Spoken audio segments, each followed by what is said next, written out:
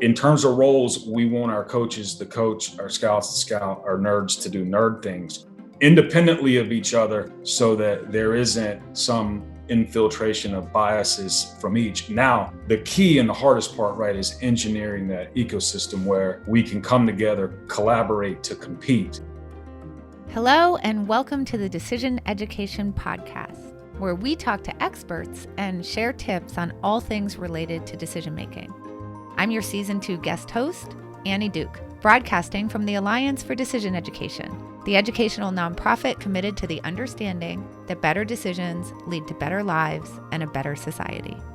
In this season, we're turning our attention to decision-making in the world of high-performance sports. My hope is that through these conversations, you'll start to think differently about the critical role of decision-making in the competitive sports we follow so passionately, as well as discover practical ways to improve your own decision-making. Imagine what a difference it would make in your life and the lives of those you love if we were all even a little bit better at making decisions. The Alliance is building a national movement to bring decision education to every student in this country. But this podcast is for you, the adults, who are already out in the world making thousands of decisions every day and who want to get better at it.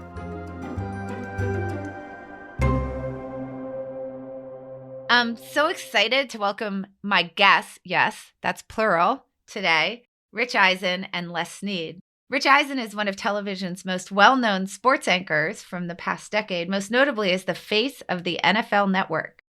After several years on ESPN Sports Center, Rich was the first on-air talent added to NFL Network's roster in 2003.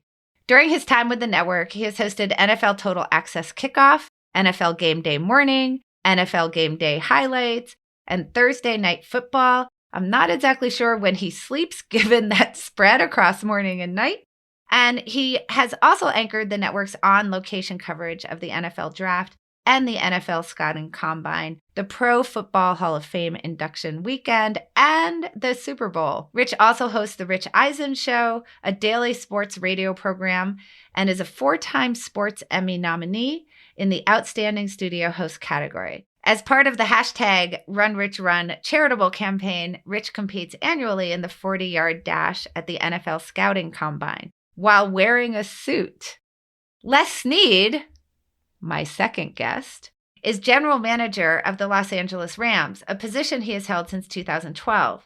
He holds a Bachelor of Science degree in psychology and originally planned to attend medical school until he was offered a graduate assistant coaching position while in college.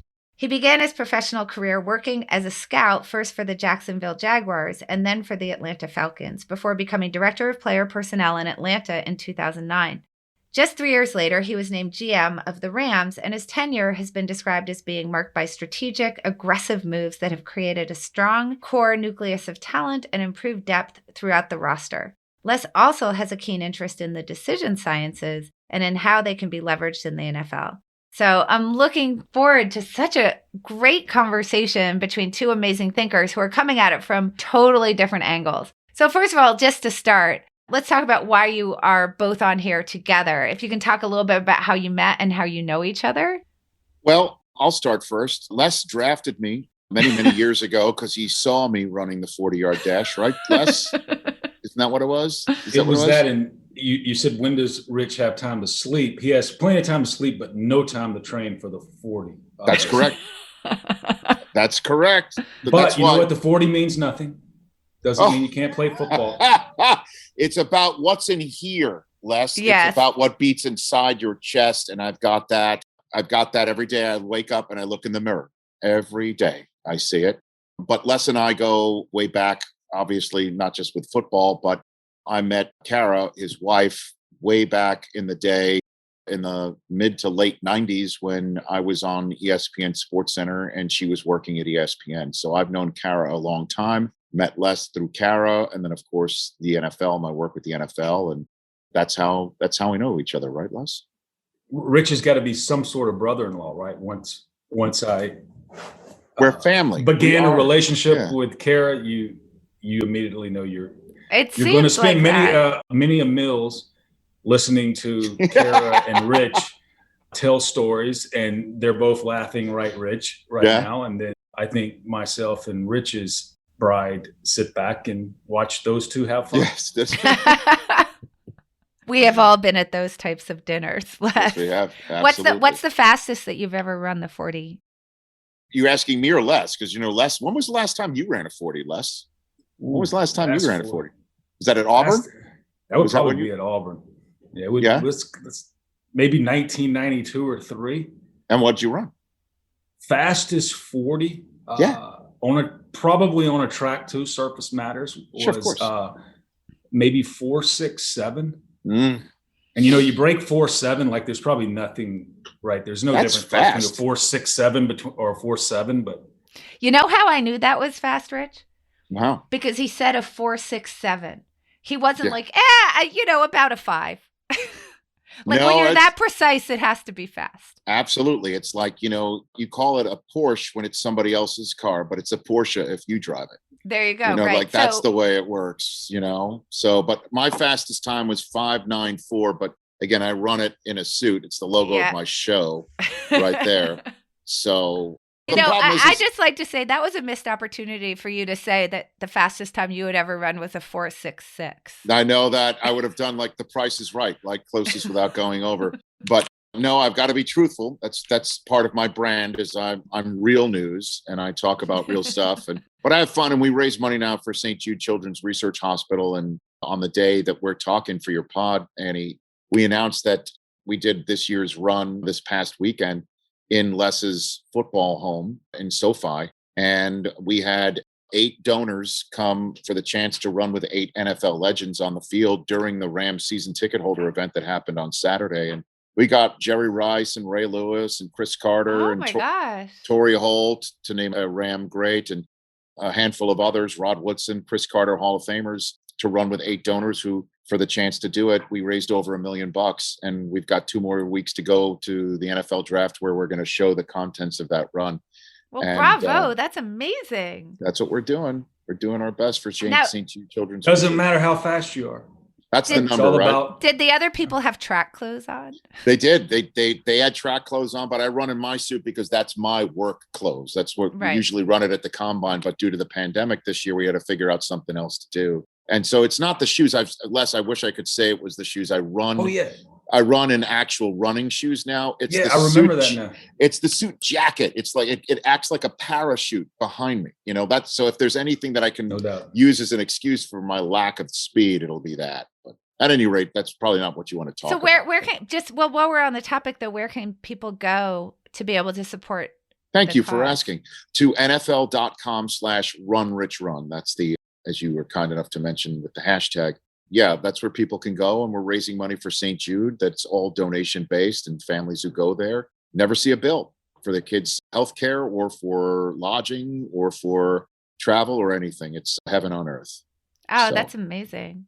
So I'd like to start with, what I love about having the two of you on is that you are living in sort of different parts of the ecosystem where you're looking at things from different points of view. So I just want to start with, obviously we've seen this evolution across different sports, starting with baseball, about the influence of analytics on decision-making, starting in baseball and then moving its way into the NFL.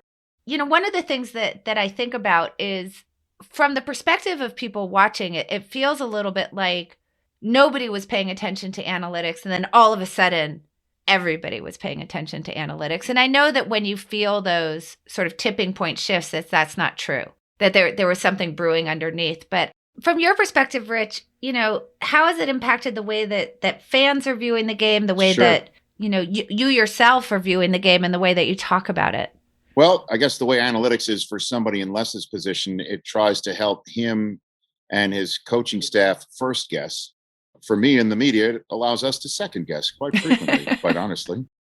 And, no greater moment in the last several years involving analytics and an immediate second guess and a hue and cry amongst fans occurred in the World Series in the deciding Game 6 last year when the Tampa Bay Rays had their star pitcher, Blake Snell, on the mound, and he was dominating the Dodgers in a must-win game for the Rays to force a Game 7. and their manager removed Snell because the way that they operate is mostly through analytics first. That Snell was facing the Dodgers lineup for a third time through, and the analytics have proven out that the pitcher becomes that much more susceptible to slowing down third time through the order, whereas the eyes of everybody in that stadium and also sitting on their couches at home could see what was happening, that Snell was easily still dominating, and they removed him. And Mookie Betts, the Dodgers star player, smiled into his dugout, which gave a visual to go along with what everybody was thinking, which is, what the hell is the manager thinking? And sure enough, instantly the Dodgers took the lead and won the World Series. And that started a whole argument about what is the role of analytics, and isn't there a role still for good old-fashioned gut and feel? And we see it all the time. And we're seeing it more in the NFL, I think, about when to go for 2 points and when not to go for 2 points. Normally, the concept certainly has been traditionally, which you really can't say because the 2-point conversion hasn't been in the NFL for very long. But traditionally, with the 2-point conversion, you go for 2 only when you need to catch up, only when you need that extra point to actually tie a game. Not going for 2 when you're already up by a score, and an extra point would put you up 9, forcing the other team to go and try and have to score twice. You don't go for 2 there. You just kick the extra point. We're seeing more teams go for 2 because the possibility of making that small conversion, what it would mean in terms of the lead that you would get, that the odds of converting on that small 2-yard play actually pays so much dividends, you go for it there. Or when you're down by 14 points, instead of kicking the extra point there, you go for 2 there, making the next touchdown an actual game winner with the extra point. And the math doesn't really add up to the conventional thinking fan, but I can already see you nodding your head, Les. You're seeing more and more conversations about going for 2 and when to go for it, even though it might leave you hamstrung for points later on. At least you know what you have to do the next time you score, what you're assuming you have to do anyway in order to win. That's the concept you're seeing in the NFL that's confusing a lot to fans and causing a lot of fans to, again, second guess. Rich makes a great point. I immediately think of Sean, our head coach. He's head coach, not manager, but I am pretty sure, right, the big data would say Tampa Bay might have been right. Big data might have supported that third time through the lineup, all of those things, that it's over the course of, how many games they play, 160 games, and it might have been a COVID shortened season, but that big data says do this. But I know Sean will always talk about, in the 2-point conversion situation, is the situation, what's the feel of the game? In that situation, wow, the Dodgers have no confidence in hitting this guy. Maybe it's best to stick with him, as Rich alluded to. The Dodgers batters now felt like, wow, okay, we got a chance now because another pitcher's in. But on the 2-point conversion, it might be we just had a long drive and we do have a gut feel that the defense is gassed. They're very tired. They're not reacting, like they normally would. So this might be a time to steal a point or something like that. So that it's really taking the data and what the big data says, or the big data will tell you what the probabilities are, and then at that point using some version of intuition that you aggregate, you determine during the live contest of when to use it, when not to. So this is a question that I have in relation to the World Series, in relation to some very famous plays in the past few years in football. 2015, the end of that Super Bowl coming to mind for me, obviously, is, I feel like we have a little bit of this resulting problem, right? Which is, you have the analytics, they tell you what the statistics are, right? Like, what is this going to do for your win probability? So this should be an input into the decision. And then the coach obviously is tasked with making that decision. But it feels like if we go to the World Series example, if they take him out and they win, does anybody say boo? Do they say this is great? Like, this is why we love analytics, because they give you this great data? They do not. You don't they think do so? No, nobody says, well, great job, mathematicians, great job with your slide No, rules, but nobody's saying, oh, what an idiot for, nobody's calling that out. They're saying it in real time. they're saying it in real Mm. time. But if it works out, the number of times it does work out, but it definitely frustrates a lot of fans, again, in baseball, because, I had Daryl Morey, who runs the Sloan MIT sports conference and is the king of analytics in basketball, who I think we all know, Daryl. And he basically said baseball was first, the NBA was right behind it, and the NFL is bringing up the rear on analytics. And I just don't know if this sport just doesn't lend itself to the similar, concept of analytics that the NBA and Major League Baseball do, or again, it's just an old school, it's an old school sport that it doesn't. But to answer your question, fans don't understand it in baseball and don't like it when decisions on bringing a major leaguer up is based on somebody's bat speed or exit velocity of how fast they can hit a ball out of the stadium, or some pitcher's spin rate on their curveball. And now we're seeing a game in baseball where somebody steps up to the plate, and half the time that person either strikes out, walks, or hits a home run.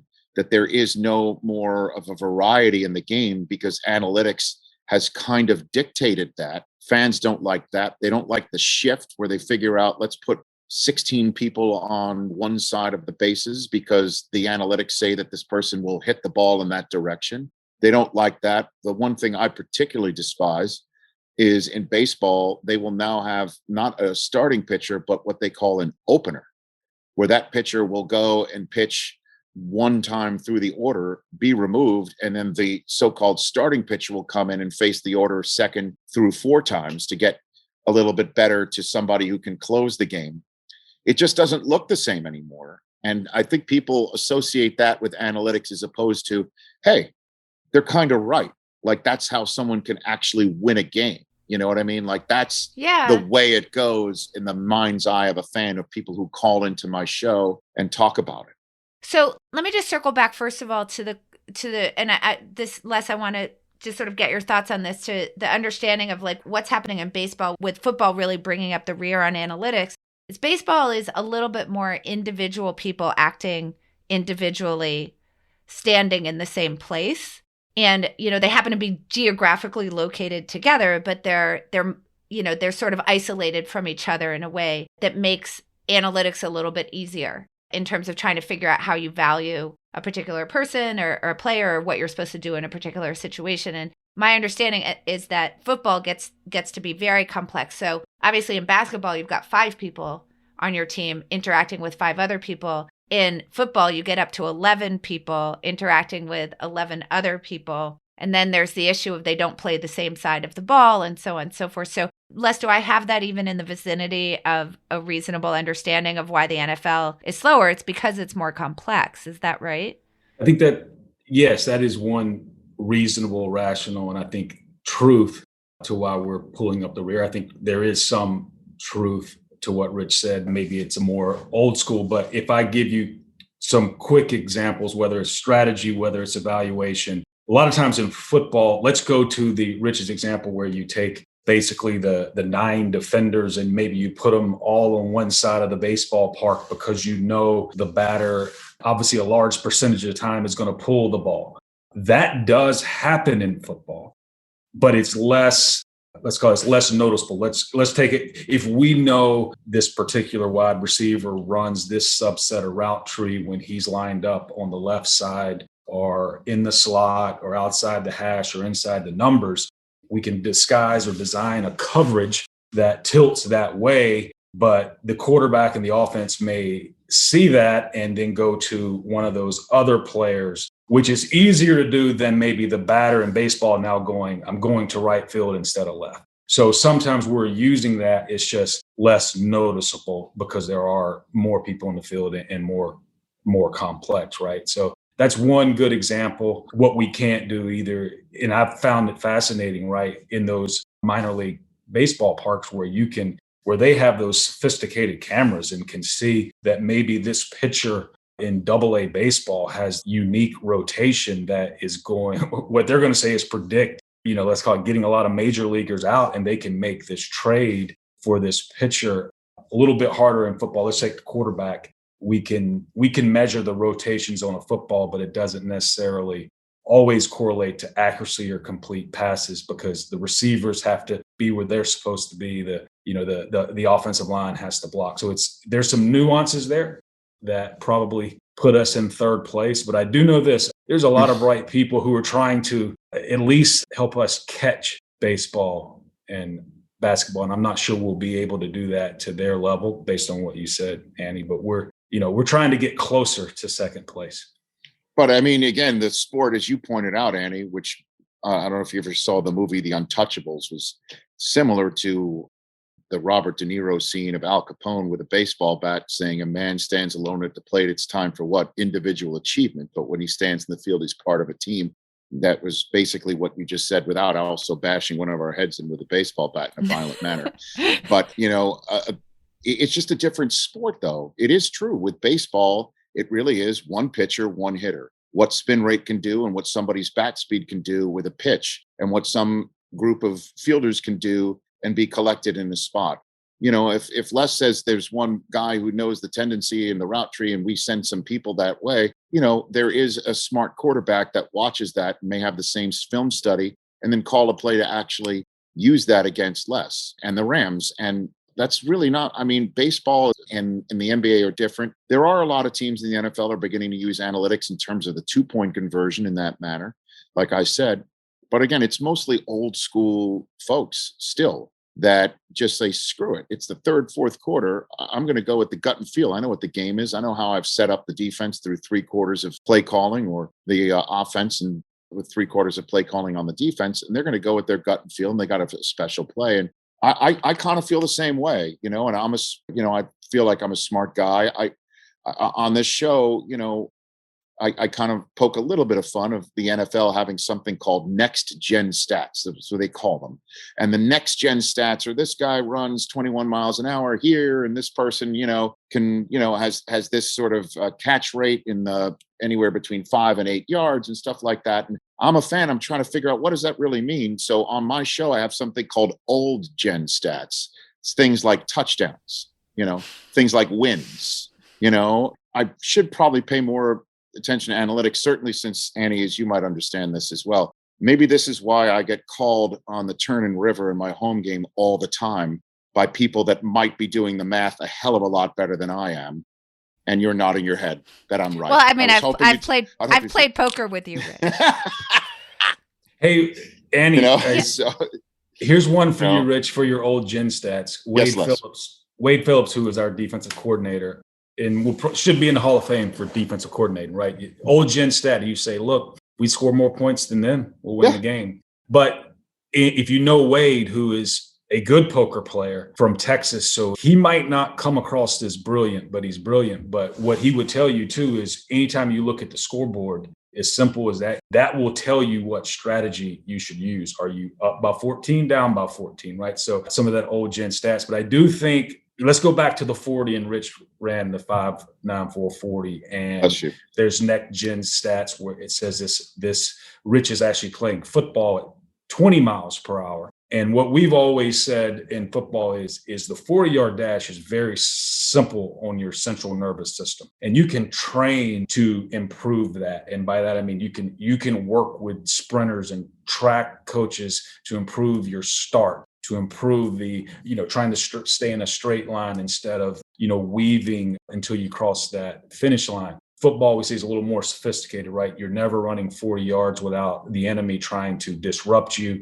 You're having to think about what play you're running. Did the quarterback just audible it? So you can be a fast on the 40-yard dash, or like Rich, slow at the 40-yard dash. But subsequently play football a lot faster. So some of that next gen, some of that technology helps. And interestingly, I've seen with the strategy, some of the purists in the NFL and some of our new school coaches will tell you there's been a push for the NFL to, let's say, take technology to the sidelines and be able to maybe watch film of the game that's going on in that moment on the sidelines, which would probably be cool and maybe add to the fan experience, the entertainment factor. what all coaches who are really good strategists say is that will dilute game theory, in that what happens, like y'all mentioned, we have all the analytics to say this is what our opponent's been doing. But if they call that play for the receiver to go simply right instead of left, because they know we've been preparing for him to go left, if we see that, if you're able to watch that on the sidelines in real time, you're able to adjust a lot quicker, instead of like at the poker table where you have to use your brain, you have to use your mind, your preparation, and then go through all the emotions and the tilts and all of those things. So it's an interesting debate of how much technology do you bring to the sideline, and does that actually dilute the game theory or the gamesmanship, that goes on game day. Yeah, so I'd love to get a sense from you, Les, on, obviously there's so much data now to inform the decisions, but there's kind of different ways that people think about data. There'd be people who, and I think this would be more likely to be something you could do in baseball, who say the data's the data. Just do what it says, right? And then there's people who would say, none of that data stuff, this is old school. I can see what we're supposed to do, and I don't want to pay any attention to that. And then obviously there's the interaction between the two. And I imagine that, for you as a GM, that the way that is now influencing the discussion and the way that people are interacting with each other and how they're thinking about the decision making is more in flux than it has been in the past, not just from the standpoint of, how do you have people within your organization, scouts, the analysts, the coaching staff, interacting with each other when it comes to the use of data, and how do you think about that? But then also, I'm just interested from the standpoint of somebody who's a GM, how do you deal with, to Rich's point, the second guessing of the fans and the second guessing of the media, which might be a little bit like cherry picking, right? Like if you lose and you do something that the analytics didn't say, it feels like maybe you're going to get you didn't follow the analytics kind of response. And if you lose and you do something that the analytics say, so we can take Pete Carroll at the end of that Super Bowl or Tampa Bay, you're going to get the finger, the either way. And it seems to be a little bit like, do you win or lose it? Fans can't see the up and down of the win probability, right? They only can see whether you won or lost. So I'd love to understand from you, and I know that was kind of a complicated question, how do you manage the ecosystem, both internally in relationship to the analytics, and then also externally in terms of the way that the fans are now thinking about the game and might be talking about it? It's called a long-term contract, right, Les? Is that how you... Yes, the long-term contract, and stay off of social media. Those two, and we're good. But to answer your question, you mentioned coaching. Let's call it scouting, and we've got the title in our buildings, the Nerd's Nest. They embrace the word nerd. So in terms of roles, we want our coaches to coach, our scouts to scout, our nerds to do nerd things independently of each other, so that there isn't some infiltration of biases from each. Now, the key and the hardest part, right, is engineering that ecosystem where we can come together, collaborate to compete. And the key is we got to collaborate to compete, because at the end of the day, the Rams and all that's going on within our organization is way bigger than one person, right? Each person may have a more important role. Quarterback may be more important than myself, those type things. But we got to engineer that ecosystem so that we do collaborate and hopefully challenge each other where, okay, wait, there's a perspective there that we weren't thinking of before, and now determine whether it's worth using that or not. And I do think us internally probably second guess each other more than fans do. That's our job, right? We get to play a game per se. We get to make a decision and relatively shortly figure out if that decision, is an A, a B, a C, or a D, or an F. And you're always trying to do that as fast as possible, so you make as many, A's and B's as possible. And I think when the moment's big, those World Series moments when it's down to 2 and you're playing for the gold medal or the silver, those are the moments, right, that are going to get the most scrutiny. And you know what, you gotta live with it. And your book would be great for any of us that go through that, because what you want to make sure is when you have to live through that moment. We were part of losing a Super Bowl a few years ago, right? Where we basically were tied with the Patriots going into the fourth quarter and they had less than 10 points. We'd sign up for that scenario any day, except we'd probably rather have more points and things like that. But now you got to go back and make sure that you make sound decisions off of that and not just tilting because, wow, you're always going to know that you skied for the gold medal that day, but you only got the silver medal hanging on your wall.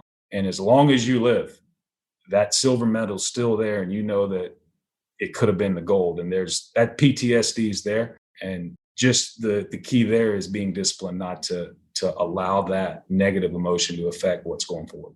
I got a question for Les, if you don't mind, Annie. Yeah, please. Because, I think it was week 11 this year where you took on the eventual Super Bowl champion Buccaneers, right? On Monday night. I think it was this past year. The week. I know it was Monday night. I think it was week 11. And the Rams are winning, had the ball with a handful of minutes to go. You're deep in your own end. And you had a short fourth down yardage situation to go, if I'm not mistaken, and decided to punt the ball back to Tom Brady and give him the ball back with 2 minutes to go and say, you try and win this game and put the ball in the hands of your defense to win it. And this was before the Bucs started tearing off wins. And I'm wondering, was that an analytical decision or was that just Sean gut and feel saying our defense is playing lights out? Their offense hasn't been able to do a darn thing. The Bucs have been struggling all year long on offense in those situations. Very rare. I mean, in my years of covering the NFL and before that on SportsCenter, I can't recall the number of times a team basically told Tom Brady, ball's yours, go for it. And it worked. It worked out. Rams won the game. I'm wondering what was that? Was that analytical driven or that was just Sean going gut and feel right there? What happened? Probably an element of, let's say, the analytics would have been, like you said, the Bucs weren't in sync yet. They weren't, let's call it, in Super Bowl sync yet. They were not. At that point. And on that particular night, our defense was playing very, very well. So, and I don't remember the exact field position, but I know Sean would have said, okay, similar to the World Series, tonight on this Monday night, our defense has Tampa Bay's offense number, maybe even Tom's number per se on that particular night. So what we probably didn't want to do and what Sean didn't want to do is now go for it. And all of a sudden, this huge momentum switch because they now make a big play, right? It's almost like you put the game down into these 2 yards, right? And so if you lose that play, you give Tampa Bay life, similar to new pitcher coming in. They have better field position. So on that night, punt the ball and now make Tom Brady earn it. And I do believe we won the game with him throwing an interception. And at that point in time, knew that they didn't have as much time left. They were going to have to throw the ball down the field. So that allowed the analytics would say, right, we know now where to place our DBs and make it very hard on Tom to get the ball down the field. And it worked out in our favor. If we would have played them, Rich, in the Super Bowl, maybe the NFC Championship different game, story. Because I do believe after that game, and maybe they played another game. They played the Chiefs. They played the Chiefs a week later and got, that's their last loss of the season was against the Chiefs. And then they had their, they probably did their after action review, Annie, come to Jesus moment, and whatever they determined right after that Chiefs game actually, I call it ignited a run that, Tom becomes Tom again. But that's where the analytics come into play because 4th and 1, make it from this part of the field with that much time left. Your win probability goes up to this. You punt it. You're actually losing a few percentages off maybe your win probability. You don't make it, obviously, win probability plummets. And then, of course, there's the unnamed factor named Tom Brady. You're giving the ball back to him. That I honestly remember that game and I thought, wow, I don't remember the last time an offense just said, here, Tom, you take it. Let's put it on the hands of our defense. But it felt like the right decision that night. It felt like the right decision. And in that moment, take it to the third level, thinking that, the Bucs defense was very salty. Getting a yard on that defense has Ndamukong Suh. They're big men, Vita Veas. It is tough to get a yard or two against that defense. Big linebacker, Devin White. They're big, fast, explosive. And so either we were going to have to really use analytics and go outside the box and maybe do a play action pass on 4th and 2, or you're going, okay, everyone knows it's 4th and 1 or 2, and they load the box and we load the box, and it's man on man, and the odds of our 11 men beating their 11 men to get 2 yards was probably going to be, the probability was probably not going to be good in us. They probably had a good chance of one of their defenders getting an edge and shutting us down. Because at that point, everyone knows what's going to happen. It's going to be some version of a handoff, and now it's more like MMA fighting. Then it's man on man, and that's a tough place to be. So that's a great call where you're using analytics to prepare for that game, and also at that point, right? Analytics may say go for it and keep Tom Brady off the field. But Sean had a gut feel, intuitive feel that night that this was our night instead of Tom's. That's so interesting. So I wonder, it's interesting when you say, Tampa was so strong there and, your defense was doing really well that night. Like, how do you take those in-game factors into account? So there's places where the analytics are very clear, right? Like, I don't care. Just go for it. You're supposed to go for this no matter what. But then there are these gray areas where it's like, I don't know. It's a little bit of a judgment call. So do you feel like that's where like the great coaches are really stepping in and saying, we understand when we're in a gray area where the decision isn't clear, how we're supposed to be handling all these different factors and what matters? Yeah, I think Sean would say there's an element of knowing the data and then knowing the situation. How are we executing? What's the confidence of our team? A few years ago at Seattle, similar situation where it's probably 4th and 2, the division's on the line and we're on our side of the 50. So that means if we don't get it, Seattle's got momentum and have the ball a lot closer to their goal line. But Sean determines we're going to go for it, right? And that's based on how our the look in our team's eyes. Hey, coach, if you go for it, we got you, and we're going to now, we'll kneel down and win this division. And then Sean also knowing that, okay, we've been able to run the ball today, because there's an element you don't want to just listen to foolish confidence that could be driven by ego or some, aroused testosterone or adrenaline. So it's all of those factors. And I think Sean does a good job of using what you'd call gut feel, but that gut feel is determined. Like Sean might not have gone for it that day in Seattle if 2 plays before we would have lost one of our starting offensive linemen. And now or 2, right? And you knew that running the ball might not have been the smartest thing to do, and it's better to punt and play defense. But all of those things come into play. Yeah, this is something I've heard, like Daniel Kahneman and Gary Klein talk about, which is, there's certain situations in which it's a little bit like I've been here before and I know what this is.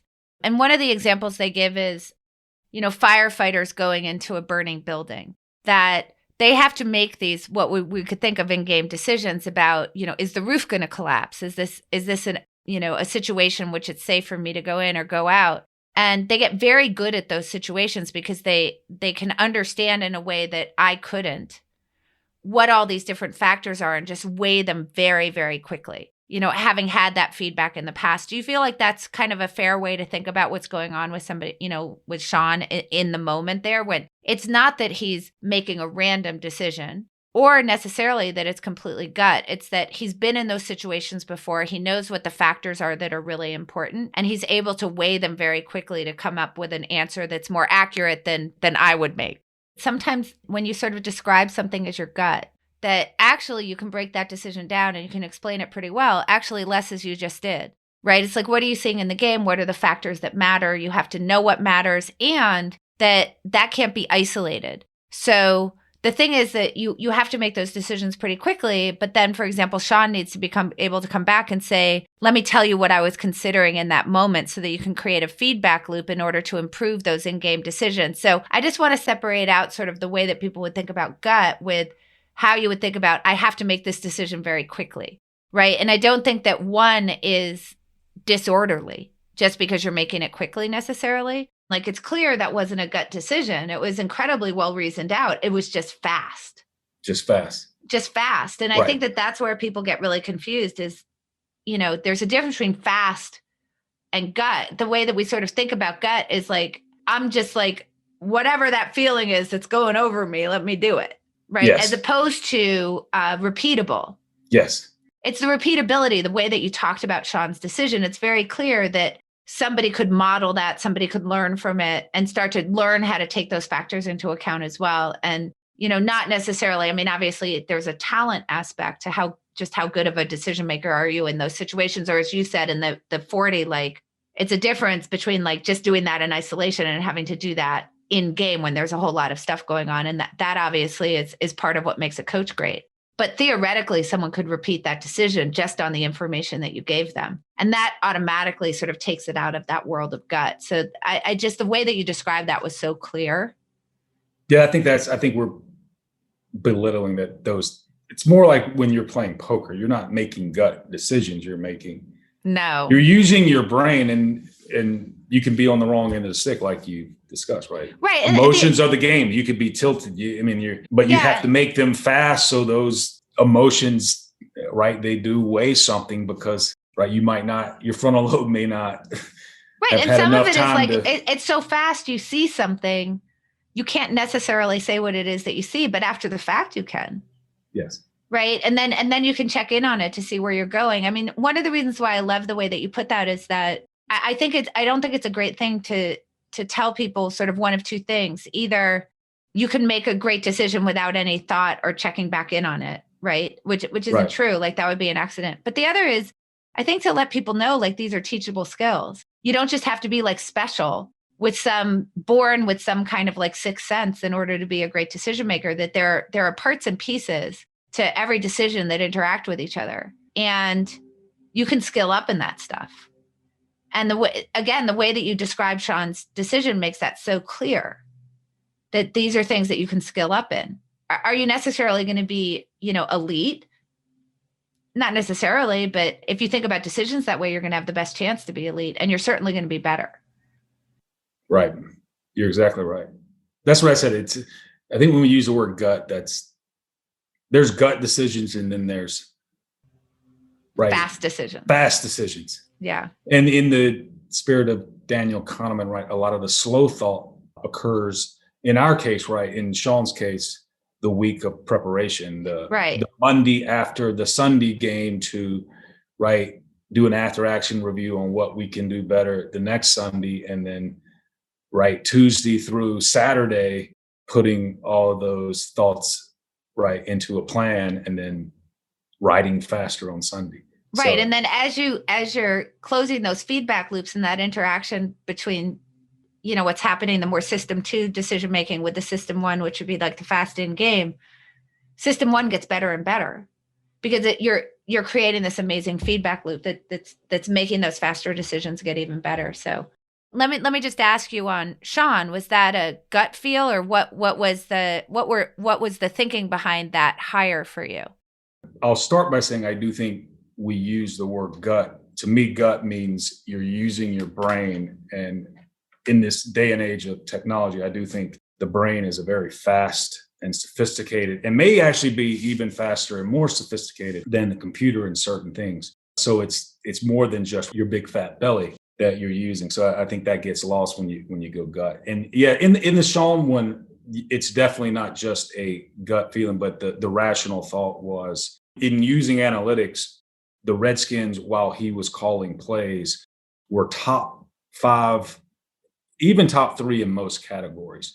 And at that point in time, they were the quarterback's a very important position. So, and Kirk Cousins was their starter, and he was a 4th round quarterback. So he wasn't using, let's say, you didn't draft a 1st round quarterback. So there was 2 elements there of, okay, this offensive coordinator definitely can utilize a chess piece, a quarterback who's not necessarily someone you got to, even though we got Jared as the number 1 overall pick, but he's proven to be able to develop quarterbacks, help them execute, help offenses perform well. That's just statistically, when you then watch them play, you could see that, wow, there's people, and you could use the next gen stats. So there's actually receivers.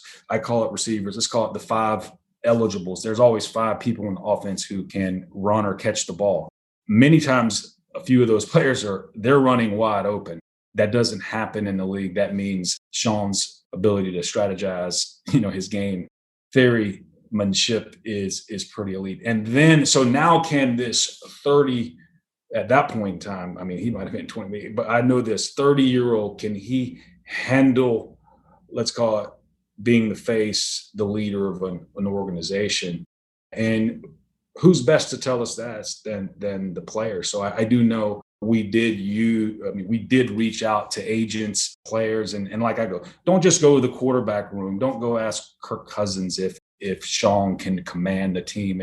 They had some good players. They had some, let's call it, guys like D'Angelo Hall, guys like, D-Jack, who we just signed, Deshaun Jackson. We talked to a few of their players. And what was interesting, every one of them basically almost lambasted us for even asking such a absurd question. And they did that in that, hey, you should have hired that guy yesterday. Why are you asking me today? So it was interestingly getting, let's call it, that sign off. And here's a good one, Rich, is I know, let's call it my leadership as a GM, ours as a front office. At that point in time, you might have wanted to buy stock in us because we were low. You know what I mean? It wasn't like, okay, the world's confident in what we were saying. But it was interesting when we had Sean meet with Stan, intentionally had Marshall Falk at the dinner, and Marshall's a Hall of Fame Ram and very bright football player. So he's very talented. Some would say he was the most talented running back coming out or wide receiver coming out when he did come out of San Diego State. But he is a very bright football mind. And what we figured was we could have Stan, Marshall at this dinner, and Sean and Marshall would begin chatting football. And if Sean was who we thought he was, Marshall and him would, next thing you know, it would be like Rich and Kara in this conversation. And Stan's over listening to these two humans talk calculus, right? And that's exactly what happened. So there was, you want to call it a gut feel, there was us. If I give credit to Jim Collins, who's a mentor of mine who wrote the book Good to Great, he said you got to shoot bullets before you shoot the cannonball.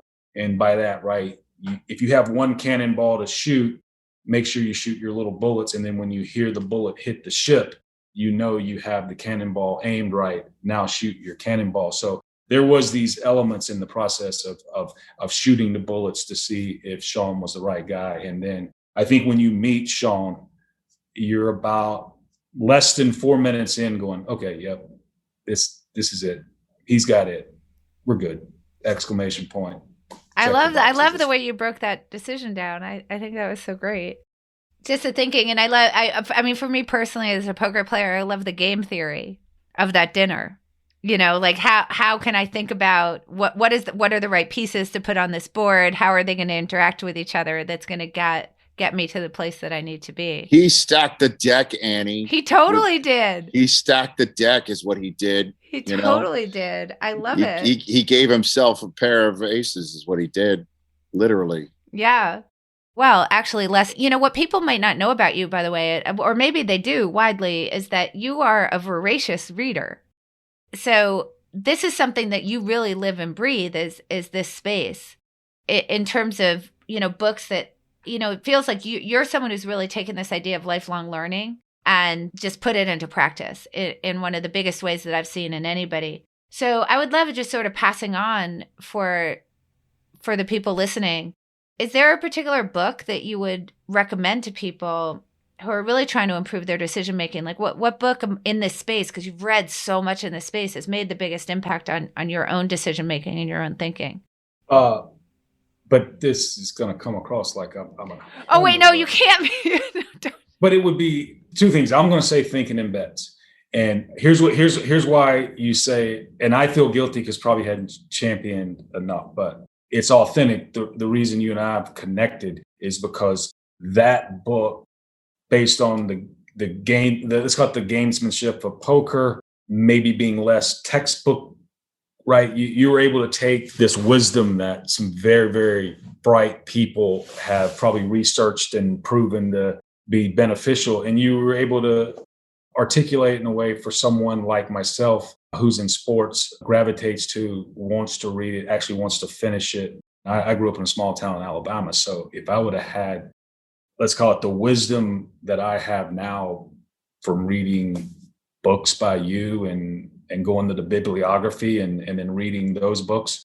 I mean, if I would have had those two things, if I had the discipline to read those as a high schooler, or someone would have somehow taught those skills to me in a entertaining way that all of us high schoolers need, I know this, the road after high school would have been less rocky than it was. And fortunate enough to get through those rocky roads and be able to be enlightened by people like you and then use some of those skills to basically help myself in life and make the Rams the best football team we can possibly make them. My wife, Kara, as we mentioned at the opening of this, is really let's call it what'd you call it? Voracious. Voracious. She reads all those books behind you in maybe a month. And I'm still amazed at how fast she reads. And then she may say, hey, Les, you ought to read one or two or three of those. And I'm able to read those. So I got to give her credit. Without that partnership, because she can synthesize information and go, I think, right, this book, this author can help you be better at what you do. Because interestingly, when you're in sports, for probably the worst, everything revolves around sports. And right. So any book I read, I'm always trying to relate it to what we do here. Yeah. So just for the listeners, I actually met Les through Kara, who wrote me out of the blue. She's done more work than most PhDs that I know in terms of reading in the space and decision making. She is truly just voracious in her reading in this space, and so much of that comes out. And I mean, she's also just brilliant, I just would like to say as well. So, and I know you both are doing a podcast. Where can people find that? It's 6 Ways of Sunday. And again, unlike Rich, I can't give you hashtags and Twitter feeds, but I know you could let's go to the Los Angeles Rams website, www, whatever that is. And from there, use your technological skills to find that. So Rich, if you could, I'd love to get kind of your thought as someone who's kind of observed over the years, as you think about watching and commenting on this game that is so much about the decision making on the field, and you think about the way that we educate our kids to be decision makers, which is maybe not so much. If you could sort of, if you were like master of education, what decision-making tool or idea or strategy would you want to make sure that the next generation of decision makers is equipped with? Okay. Rich, you thought it was going to be easy, and you get I know. Yes, now I'm giving you an SAT test. No, I know. Jared Goff, Matt Stafford trade. I know. I didn't think I'd be talking about something writ large, but I've got a 12-year-old, a 10-year-old, and a 7-year-old at home, and I just think courage of conviction might be something. I don't know how that's taught. I don't know how that would be actually taught, but we're trying to teach our children to think, the way they feel and have the courage of conviction to tell people what they think. Understanding somebody's, reaction to it would be another, I guess, subset of what to do next. But, in this day and age where certainly in the pandemic, watching my children sometimes communicate with their peers through texts is just one of the most frustrating things I've ever seen, because good old fashioned face to face was gone. And, those who had the courage of conviction to say something could be misconstrued, or it led to more recriminations. But I still keep telling my kids, and so does my wife, that what they believe and what we are trying to instill in them is a belief system, that they should have the courage of conviction to make a statement and live by it and move on with it. I just don't know how that gets folded into a curriculum. That's where I guess you're the expert at it. Yeah, well, we will try. We will try. So for leaders who want to find out more about you and your work and see more of you, where would you send them? I guess after me saying that we've been texting too much, and I guess to go, to my Twitter feed at Rich Eisen, or youtube.com/Rich Eisen to show to see what I do. And again, stjude.com/runrichrun, or NFL.com/runrichrun to give money for St. Jude. Awesome. Thank you, Rich. And as usual, Annie. I'm so grateful for you, Les. Thank you for coming on. Appreciate you having me. And as always, this is educational. It's a great conversation. At the Alliance for Decision Education, our mission is to improve lives by empowering students with essential decision skills. We're building a national movement to ensure decision education is part of every student's learning experience. Through this podcast, we're raising awareness about the movement, but we need your help. Please share, tweet, and sign the pledge on our website, alliancefordecisioneducation.org. If there's someone you think would be great for us to interview for a future episode, or if you have a question about decision-making that you'd like us to explore on the podcast, email us at connect@alliancefordecisioneducation.org. For listeners interested in following up on any of the materials mentioned today, check out the show notes on the Alliance site, where you'll also find a transcript of today's conversation. Ratings on Apple Podcasts are always greatly appreciated, and don't forget to subscribe to the podcast in your favorite app so that you don't miss an episode. Thank you, and I hope you join us again soon.